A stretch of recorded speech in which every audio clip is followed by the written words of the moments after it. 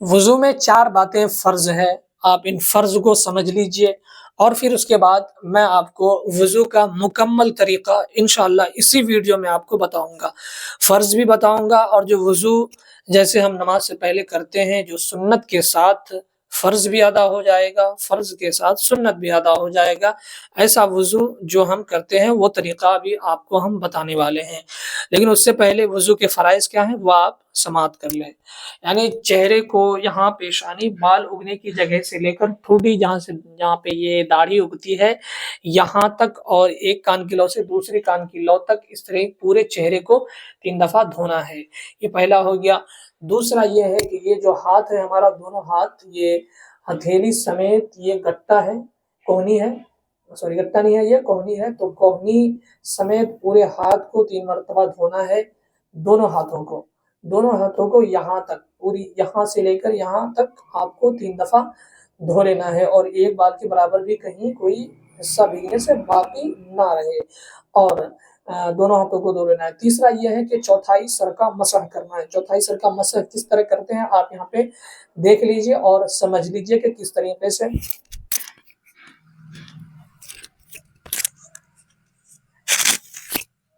और तीसरा ये है कि चौथाई सर का मसह करना है। मसह किस तरह करते हैं सर का, चौथाई सर का, वह आप यहाँ पे बिल्कुल गौर से देखिएगा ताकि आपको समझने में कोई भी परेशानी ना हो और आप आसानी से वुज़ू बना सकें और आपका जब वुज़ू बेहतर होगा तो नमाज भी इंशाअल्लाह तबारक व तआला बेहतर ही पढ़ा जाएगा और नमाज पढ़ने में मन और दिल दोनों लगेगा।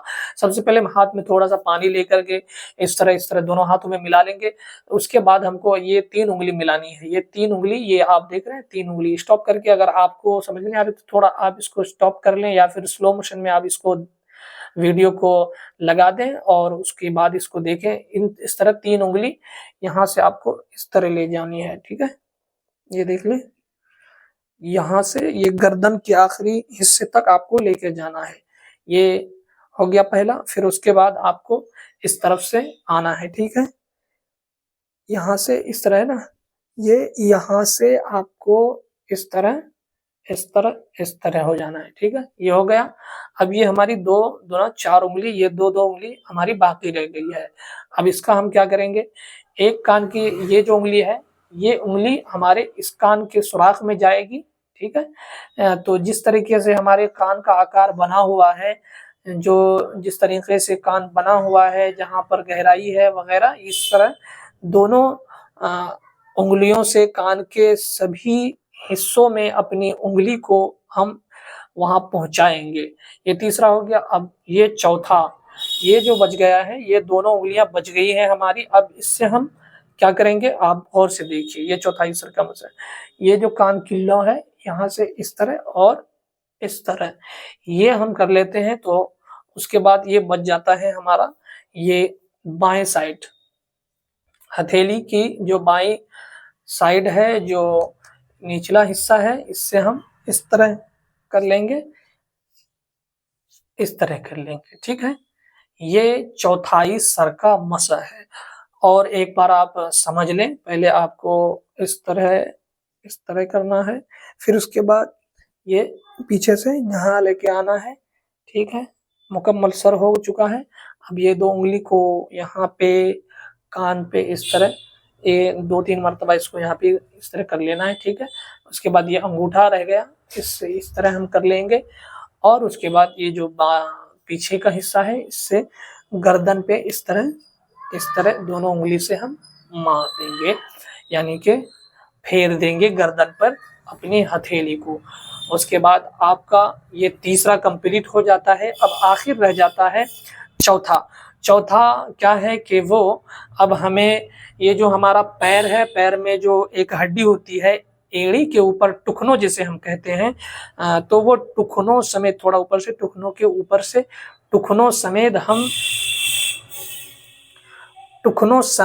हम 3 मरतबा दोनों पाँव को धोएंगे और बाएं हाथ की उंगली से बाएं पैर को हम उंगलियों के जो दरमियान खाली जगह होती है पैर के दरमियानी उंगली में यानी किसी भी उंगली के बीच में जो खाली जगह होती है, वो उंगलियों के बीच-बीच में हमें ये बाएँ हाथ की छोटी उंगली या फिर आप सभी उंगलियों को भी दिगर बारी-बारी से उसमें फेर सकते हैं। दोनों पाँव में आपको इसी तरीके से उँगलियाँ फेरना है और पाँव भी टुखनों समेत जो हड्डी है एड़ी के ऊपर की दोनों साइड हड्डियाँ रहती हैं, तो वो समेत आपको पाँव धो लेना है और बिल्कुल फ्रेश तरीके से आपको पाँव धोना है। चूँकि पाँव में काफ़ी सारा हो सकता है कुछ लगा हुआ हो, चूँकि चलते हैं हम पाँव से ही और ज़मीन पर पाँव जब रहती है तो ज़मीन पे कई सारे ऐसे कचड़े होते हैं, तो पाँव को बिल्कुल साफ-सुथरे से धोएँ। पाँव को धोते समय आप गौर व फ़िक्र के साथ उसे धोएँ। एड़ी पे और तलवे में कुछ लगे होते हैं, तो वो सारी चीज़ें जो है कि साफ हो जाए, इस तरीके से आप पाँव को धोएँ। वज़ू का ये तरीका है। अब मैं आपको सुन्नत के साथ आपको बताता हूँ कि किस तरीके से हम वज़ू करते हैं, ठीक है? सबसे पहले हम पानी लेंगे, ठीक है? पानी एक किसी लोटे में या किसी बर्तन में ले लेंगे। अमूमन आजकल के दौर में जो है कि टूटी वगैरह में वज़ू बनाती हैं और जो घर की ख़वातीन होती हैं, वो अपने ट्यूबवेल के किनारे बैठती हैं या फिर कोई बर्तन लेती हैं जिसमें वो पानी लेकर वज़ू बनाती हैं। तो बर्तन में पानी ले लें और उसके बाद किसी ऊँची जगह में बैठ जाएँ, क़िबला रुख़ बैठ जाएँ और ऊँची जगह पे बैठें। उसके बाद सबसे पहले आप अपने दोनों हाथों को धोएँ 3 दफ़ा। दोनों हाथों को धो लें 3 दफ़ा। उसके बाद आपको क्या करना है, पानी लेना है चुल्लू में और मुँह में डाल के कुल्ली करना है। कुल्ली करना है दोनों और फिर मिसवाक करना है, 3 मरतबा कुल्ली कर लेना है। उसके बाद हमें क्या करना है कि पानी लेंगे, फिर नाक में पानी चढ़ाएँगे, ठीक है? 3 मरतबा नाक में पानी चढ़ाना है और ये इस उँगली से नाक के अंदर का जो सुराख है उसमें थोड़ा दाखिल करेंगे और नाक में के सुराख के अंदर जो कुछ लगा हुआ हो अगर, तो उसे हम साफ़ कर लेंगे। ये हो गया। फिर उसके बाद हमें क्या करना है, पानी लेना है लोटे से अपने बर्तन से, फिर उसके बाद हमें अपने चेहरे को धुल लेना है, मुकम्मल चेहरे को यानी पेशानी, ये बाल उगने की जगह से लेकर एक कान की लौ से दूसरी कान की लौ तक और ये ठुडी, दाढ़ी जहाँ पे उगती है या फिर औरतों के लिए ठुडी कहा जाए, ये जो आखिरी हिस्सा है ठोडी का, वहाँ तक हम पूरे चेहरे को धो लेंगे 3 दफ़ा। उसके बाद क्या करना है कि हमें दाहिने हाथ को धुलना है 3 मरतबा कोहनियों समेत। कोहनियों समेत हमें 3 मरतबा इस तरह पानी लेकर के बर्तन में इस तरह करके इस तरह 3 दफ़ा हमें धोना है और एक बाल के बराबर भी हमारे जो है कि वो हाथ के किसी भी जगह कोई भीगने से बाकी ना रहे।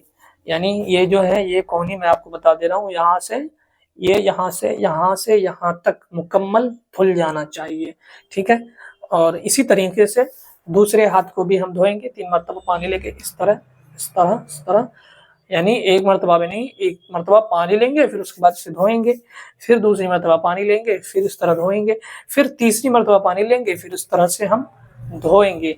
और दोनों हाथों को धोते समय जो है आपको ये ख़्याल रखना है कि थोड़ा-सा भी कोहनियों समेत यहाँ से कोई भी हिस्सा भीगने से बाकी ना रहे, मुकम्मल तौर पर भीग जाए, ठीक है?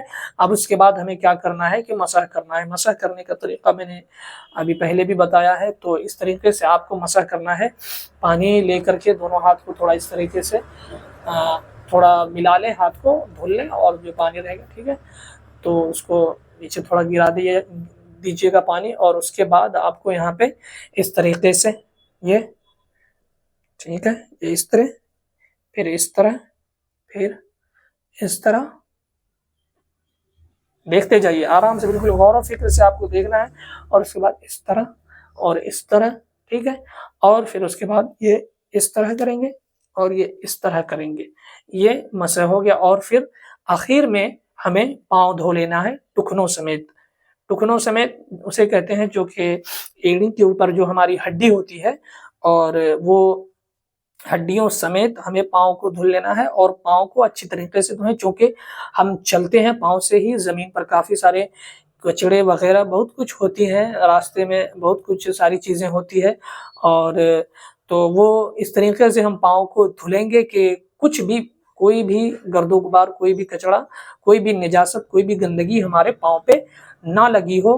बेहतर तरीके से हम धो लें, साफ़ कर लें और फिर दोनों पाँव को धोएंगे और पाँव की उंगलियों के दरमियान में अपने हाथ से थोड़ा उसके अंदर दाखिल करेंगे उंगली, ताकि उंगलियों के दरमियान भी बीच में भी अगर कोई गर्दो गुबार हो या कोई निजासत हो तो वो धुल जाए और सूखने से भी वो बाकी ना रहे, भीगने से भी वो बाकी ना रहे, सूखा ना रहे, बल्कि वो पूरा का पूरा भीग जाए।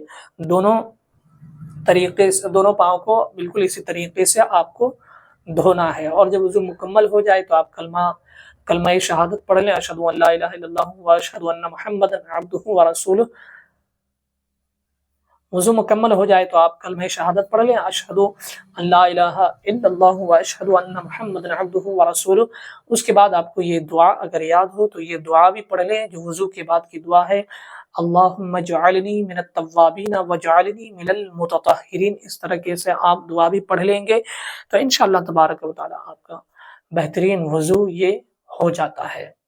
उम्मीद करता हूँ कि आपको गुस्ल और वज़ू के ताल्लुक से ये वीडियो पसंद आई होगी, तो वीडियो को लाइक एंड चैनल पे नए हैं तो चैनल को ज़रूर सब्सक्राइब कीजिएगा। मिलते हैं नेक्स्ट वीडियो में। अल्लाह हाफिज़।